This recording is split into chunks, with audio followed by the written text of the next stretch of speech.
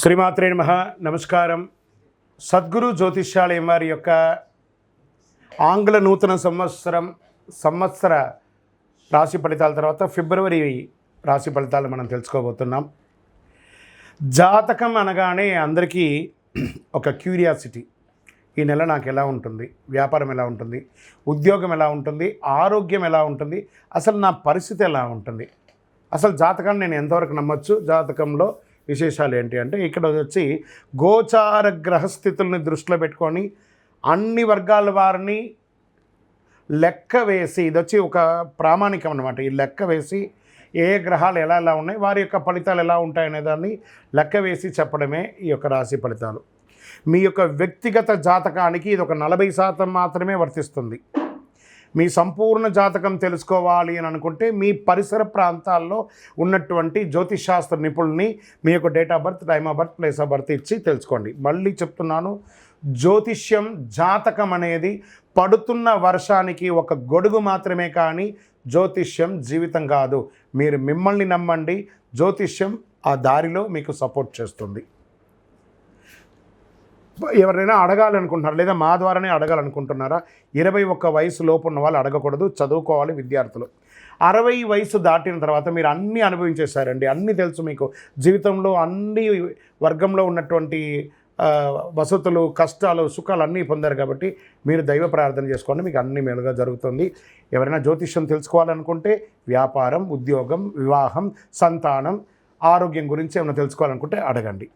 విజయవస్తు.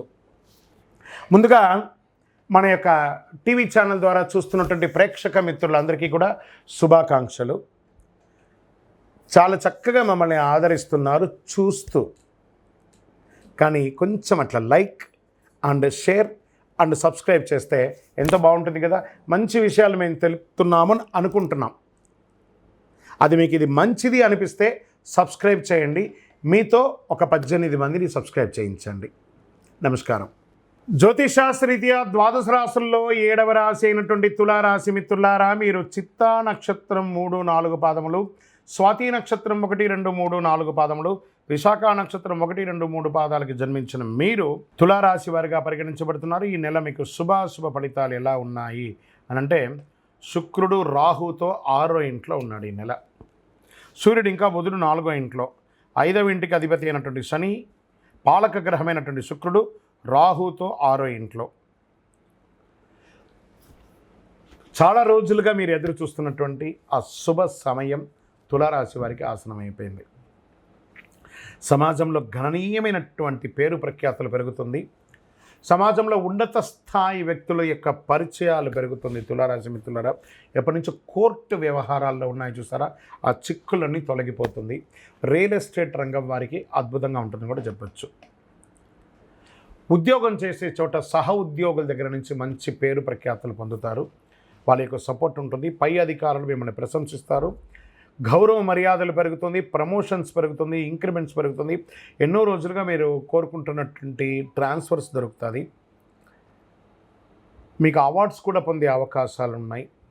వాణిజ్యపరంగా expansion of your business, industry tours వెళ్ళే అవకాశాలు ఉన్నాయి.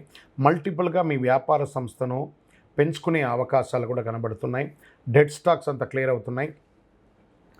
బ్యాంక్ లోన్స్ ద్వారా ఉన్నటువంటి ప్రెషర్స్ తొలగుతాయి. చిట్ ఫండ్స్ వారికి ఈ నెల కొంచెం అద్భుతంగా ఉంటుందని కూడా చెప్పవచ్చు. నెల ప్రారంభంలో చిన్న చిన్న ఖర్చులు ఉన్న మాస ద్వితీయం నుంచి అద్భుతంగా ఉంటుందని చెప్పచ్చు. కొత్త ప్రయత్నాలు ఆపండి, కొత్త ప్రయత్నాలు చేయకండి, ఆపండి. కొత్త బట్టలు, ఆభరణాలు తదనంతర తానే ఏదో విధంగా వచ్చేస్తుంది. గిఫ్ట్గా రావచ్చు, లేదా కొనవచ్చు. ఏదైనా సాధించాలనే సంకల్పం మీలో ఏర్పడుతుంది. పాత వాహనాన్ని మార్చి కొత్త వాహనం కొంటారు. భార్యాభర్తల మధ్య అన్యోన్యత పెరిగిపోతుంది. విడిపోయిన దంపతులు కలుస్తారు. కొందరికి పిల్లల భాగ్యం కలుగుతుంది. శుభకార్యాల్లో పాల్గొంటారు. కుటుంబంతో కలిసి విందు వినోదాలకి పాల్గొంటారు. సమాజంలో మీ పట్ల గౌరవం పెరుగుతుంది. ఒక అడుగు ముందుకు వేస్తారు. తండ్రి వైపు బంధువుల నుంచి వచ్చే ఆస్తులు కలిసి వచ్చే అవకాశాలు ఉన్నాయి. నెల చివరిలో సోదరుల ద్వారా కూడా కాస్త లాభం వచ్చే అవకాశాలు ఉన్నాయి. మహిళలకి అనేక విధాలుగా పురోగతి అని కూడా చెప్పచ్చు. ఉద్యోగం చేసే మహిళలకి, వ్యాపారం చేసే మహిళలకి మంచి సమయం కూడా చెప్పచ్చు. పెరుగుదల కూడా ఉంటుంది. ఆరోగ్య సమస్యలు, ఒక విధమైనటువంటి ఖర్చు పెరుగుతుందని కూడా చెప్పచ్చు. విద్యార్థులకి ఇది చాలా బాగుంటుంది. రాజకీయ నాయకులకి ఇది యోగకాలం. షేర్ మార్కెట్ అద్భుతంగా ఉందని చెప్పచ్చు. వ్యవసాయం బాగా ఉంది. మీడియా రంగం వారికి చాలా బాగుంది. ఐటీ రంగం వారికి బాగుంది. రీసెర్చ్ రంగంలో ఉన్న వాళ్ళకి, స్పోర్ట్స్ రంగంలో ఉన్న వాళ్ళకి, సర్వీస్ సెక్టార్లో ఉన్న వాళ్ళకి, police department, defence, doctors, advocate, వీళ్ళందరికీ కూడా చాలా బాగుంటుందని కూడా చెప్పచ్చు. నూతన ఉద్యోగం కోసం ప్రయత్నం చేసే వాళ్ళకి ఇది ఒక యోగం చెప్పచ్చు. ఓవరాల్ తులారాశి వాళ్ళకి ఫిబ్రవరి 2025 అద్భుతం అని కూడా చెప్పచ్చు. శుభదినాలు 1, 3, 9, 12 అని చెప్పచ్చు. అదృష్ట సంఖ్య 3, 7, 9. చంద్రాష్టమం బాగున్నప్పుడు అక్కడ కొంచెం బ్రేక్ ఉండాలి కదా. చంద్రాష్టమ దినాలు అనుకుంటే ఫిబ్రవరి 6వ తారీఖున సాయంత్రం నుండి 8వ తారీఖున రాత్రి వరకు చంద్రాష్టమం ఉంటుంది. కాబట్టి ఈ 2.5 రోజులు జాగ్రత్తగా ఉండండి. సంతకం పెట్టేటప్పుడు, ఇతరులతో మాట్లాడేటప్పుడు, వాహనం నడిపేటప్పుడు జాగ్రత్త. సరే, ఏమైనా పూజించాలా దేవుని అంటే 100% పూజించాలి కదా. శివుని ప్రార్థన చేయండి. శివరాత్రికి ఈరోజు చక్కగా ప్రదోష సమయంలో అభిషేకం చేయండి. ఆంజనేయ స్వామి వారికి ప్రార్థన చేయండి.